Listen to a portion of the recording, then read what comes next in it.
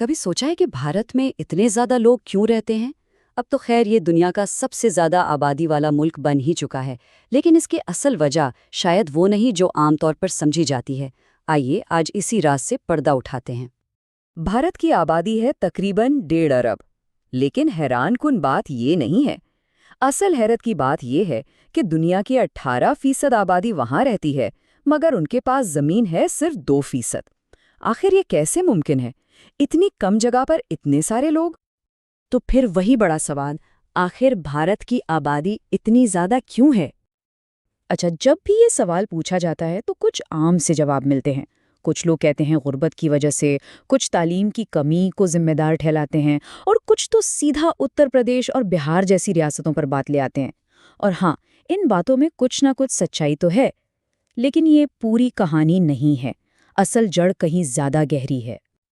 یہ جو سماجی اور معاشی وجوہات ہیں، ان کا اثر تو ہے، لیکن بنیادی وجہ وہ بہت پرانی ہے اور کسی کے کنٹرول میں بھی نہیں۔ یہ ایک ایسا راز ہے جو زمین کی تاریخ میں چھپا ہوا ہے۔ جواب صرف ایک لفظ میں ہے، اور وہ ہے جغرافی۔ اکثر جب آبادی کی بات ہوتی ہے تو ہمارا دھیان تعلیم، غربت یا صحت کی طرف جاتا ہے، لیکن ہم سب سے اہم چیز کو بھول جاتے ہیں، یعنی خود زمین کو۔ پوری انسانی تاریخ میں آبادی کہاں زیادہ ہوگی، اس کا سب سے بڑا فیصلہ ہمیشہ جغرافی نے ہی کیا ہے۔ بھارت کی آبادی کی کہانی کا جو دل ہے نا، وہ ہے ہند گنگا کا میدان۔ یہ دنیا کا سب سے بڑا اور سب سے زرخیز میدانی علاقہ ہے جو پاکستان سے لے کر بنگلہ دیش تک پھیلا ہوا ہے۔ اس کے بننے کی کہانی بھی کمال کی ہے۔ کروڑوں سال پہلے جب Indian tectonic plate Eurasian plate سے ٹکرائی تو ہمالیہ کے پہاڑ بنے اور ان کے دامن میں ایک بہت گہری کھائی بن گئی۔ پھر لاکھوں سال تک ہمالیہ سے نکلنے والے دریا اس کھائی میں زرخیز مٹی لاتے رہے یہاں تک کہ وہ پوری کھائی بھر گئی۔ تصور کریں کہ ایک بہت بڑا باتھ ٹب ہے جو آہستہ آہستہ دنیا کی سب سے زرخیز مٹی سے بھر رہا ہے۔ اب ذرا اس جغرافیائی تحفے کا پیمانہ دیکھتے ہیں دنیا کے دوسرے علاقوں کے مقابلے میں۔ یہاں دیکھیں، ہند گنگا کا میدان 7 لاکھ مربع کلومیٹر، اس کے مقابلے میں چین کا شمالی میدان 4 لاکھ، اور مصر کی مشہور وادی نیل وہ تو صرف 33,000 مربع کلومیٹر ہے۔ فرق بالکل صاف ہے۔ اور یہاں ایک اور حیران کن بات، نیدرلینڈز جیسا چھوٹا سا یورپی ملک آبادی کی کثافت میں بھارت سے بھی آگے ہے۔ اس سے پتہ چلتا ہے کہ اصل چیز ملک کا سائز نہیں، بلکہ زمین کی وہ صلاحیت ہے جو ایک بڑی آبادی کو پال سکے۔ اچھا، یہاں ایک سوال ذہن میں آتا ہے، اگر بھارت کی جغرافیائی قسمت اتنی اچھی تھی تو پھر کچھ عرصے تک چین کی آبادی زیادہ کیوں رہی؟ اس کا جواب تاریخ میں چھپا ہے۔ اگر ہم اعداد و شمار دیکھیں تو پتہ چلتا ہے کہ زیادہ تر تاریخ میں بھارت ہی زیادہ آبادی والا ملک تھا۔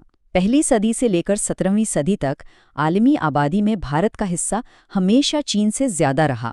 چین کا آگے نکلنا تو ایک حالیہ واقعہ ہے، ایک تاریخی بے ضابطگی۔ اس کی ایک جھلک ہمیں قدیم تاریخ میں بھی ملتی ہے۔ 304 قبل مسیح میں یونانی سفیر میگستھنیز نے لکھا کہ بھارت میں کبھی قحط نہیں پڑتا، کیونکہ یہاں سال میں 2 فصلیں اگائی جاتی ہیں۔ اگر ایک ناکام ہو بھی جائے تو دوسری سہارا دے دیتی ہے۔ تو پھر بدلا کیا؟ تاریخ کا رخ موڑنے والا واقعہ تھا برطانوی راج۔ ان کی پالیسیوں کی وجہ سے 25 بڑے قحط آئے جن میں اندازاً 3.5 کروڑ لوگ مارے گئے۔ یہی وہ تاریخی المیہ تھا جس نے بھارت کی آبادی کی قدرتی رفتار کو روک دیا۔ چلیے اب تاریخ سے نکل کر آج کے دور میں آتے ہیں، جہاں کہانی ایک نیا موڑ لے رہی ہے۔ آج بھارت کی فرٹیلیٹی ریٹ 1.9 ہے، یعنی اوسطاً ایک عورت اپنی زندگی میں 1.9 بچوں کو جنم دے رہی ہے۔ یہ 2.1 کی ریپلیسمنٹ لیول سے بھی کم ہے، جس کا مطلب یہ ہے کہ آبادی اب قدرتی طور پر مستحکم ہو رہی ہے اور مستقبل میں کم ہونا شروع ہو جائے گی۔ لیکن سب سے بڑا سوال اب یہ ہے کہ کیا یہ جغرافیائی نعمت جس نے ہزاروں سال تک بھارت کو سہارا دیا، کیا یہ ہمیشہ قائم رہے گی؟ افسوس کی بات یہ ہے کہ موسمیاتی تبدیلی کی وجہ سے یہ عظیم نعمت اب خطرے میں ہے۔ ہمالیہ کے گلیشیئرز 65% تیزی سے پگھل رہے ہیں، مانسون کا کوئی بھروسہ نہیں رہا، زیر زمین پانی تیزی سے ختم ہو رہا ہے۔